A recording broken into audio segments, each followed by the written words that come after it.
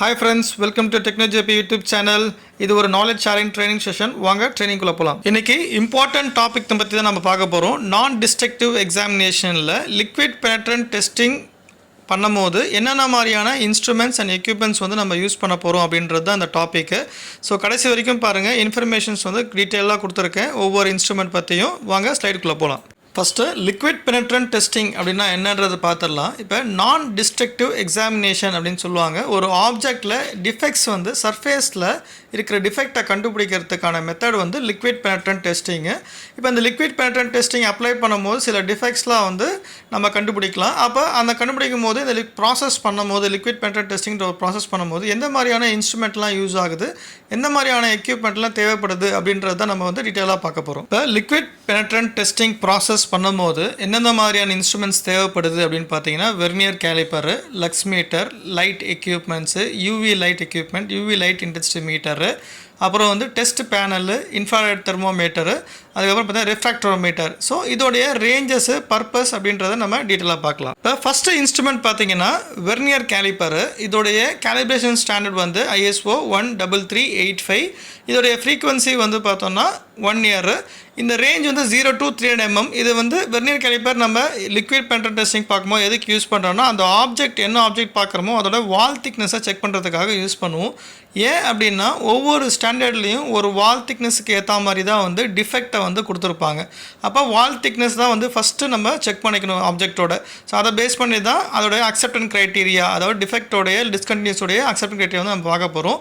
இப்போ இந்த டைப் வந்து டிஜிட்டல் யூஸ் பண்ணிக்கலாம். இப்போ வெர்னியர் பார்க்க முடியாத இடத்துல நம்ம வந்து அல்ட்ராசானிக் வால் திக்னஸ் கேஜும் யூஸ் பண்ணிக்கலாம், இல்லை பிஸ்டர் கேலிப்பரும் யூஸ் பண்ணிக்கலாம். ஸோ இந்த வெர்னியர் கேலிப்பர் வந்து வால் திக்னஸ் செக் பண்ணுறதுக்காக யூஸ் ஆகுது. இப்போ அடுத்த இன்ஸ்ட்ருமெண்ட் பார்த்தோன்னா இந்த லைட்டிங் அப்படின்றது ரொம்ப இம்பார்ட்டண்ட்டு. இதோட ஸ்டாண்டர்ட் கேலிபரேஷன் ஸ்டாண்டர்ட் வந்து ISO 6665, ஃப்ரீக்வன்சி வந்து 1 இயர். இப்போ இந்த லைட் வந்து எதுக்கு யூஸ் பண்ணுறாங்க அப்படின்னு பார்த்தோன்னா, நம்ம விசிபிள் ஃப்ளாரசன்ட் 2 இருக்குது இந்த மெத்தடில் லிக்விட் பெனட்ரன்ட் டெஸ்டிங்கில். அந்த மெத்தடை பற்றி நம்ம தனியாக ஒரு NDT கிளாஸ் எடுத்துக்கலாம். பட் இப்போ இன்ஸ்ட்ருமெண்ட் மொத்தம் பார்த்துடலாம்.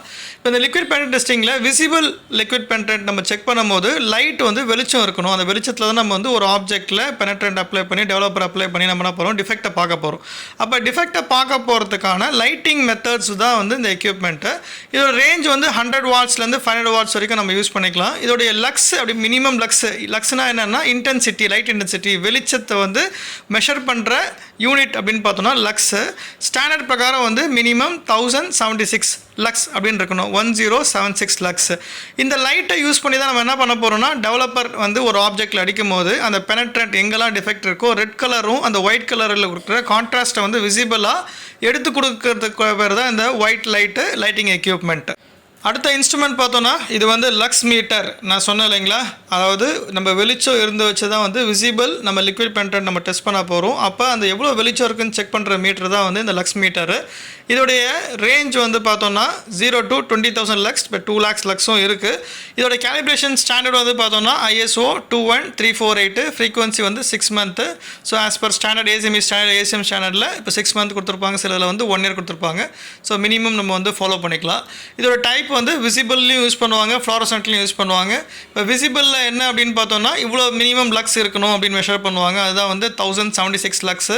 ஏரோஸ்பேஸில் சம்டைம்ஸ் 1500 லக்ஸ் யூஸ் பண்ணி வந்து மெஷர் பண்ணுவாங்க. அந்த ஒயிட் லைட் லக்ஸ் மீட்டர் தான் இன்டென்சிட்டி, லைட் இன்டென்சிட்டின்னு சொல்லுவாங்க.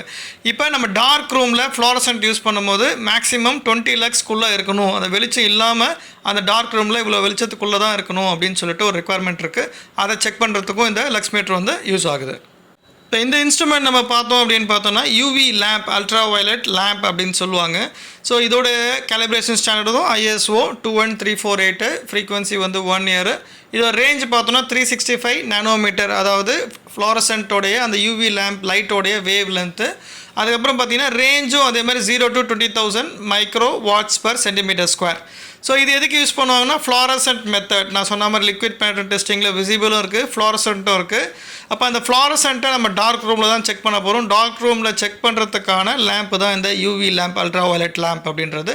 இதோடைய மினிமம் ரெக்குவயர்மெண்ட்டும் இருக்குது. எவ்வளோ வெளிச்சம் கொடுக்கணும் அப்படின்னா வந்து பார்த்தீங்கன்னா 1000 micro watts per centimetre square. இப்போ இந்த இன்ஸ்ட்ருமெண்ட் பார்த்தோம்னா அந்த யூவி லேம்போடைய லைட் இன்டென்சிட்டி அதை மெஷர் பண்ணுறதுக்கான light meter, UV intensity light meter அப்படின்னு சொல்லுவாங்க.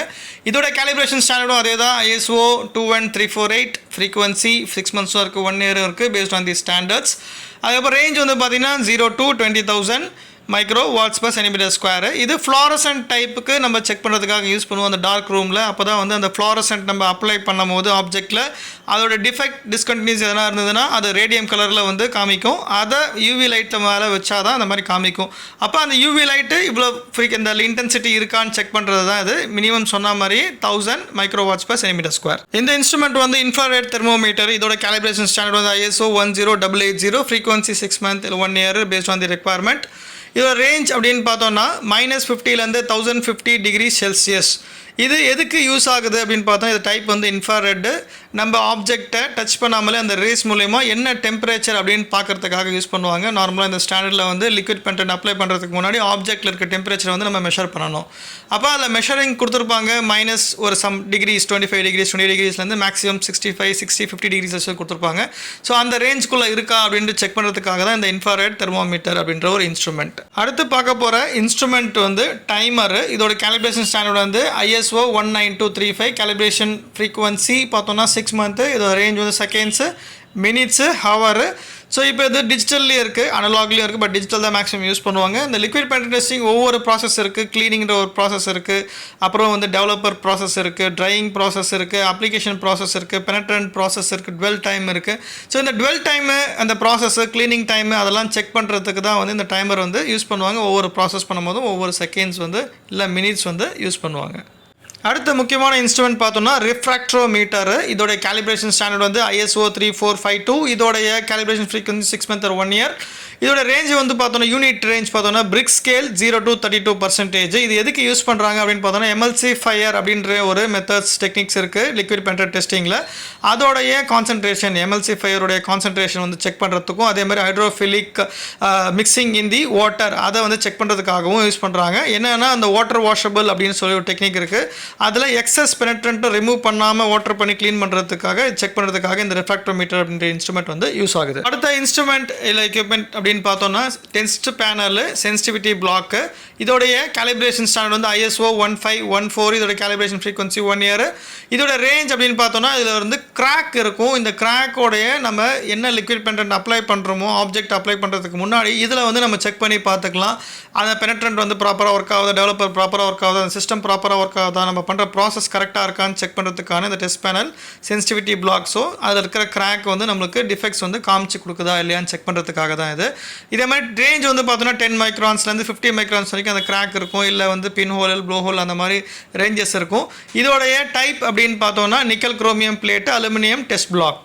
At last we are at the end of this liquid penetrant testing instruments presentation. இந்த presentation உங்களுக்கு பிடிச்சிருந்தா லைக் பண்ணுங்க, ஷேர் பண்ணுங்க, மோட்டிவேட் பண்ணணும்னு நினைச்சீங்கன்னா சப்ஸ்கிரைப் பண்ணுங்க.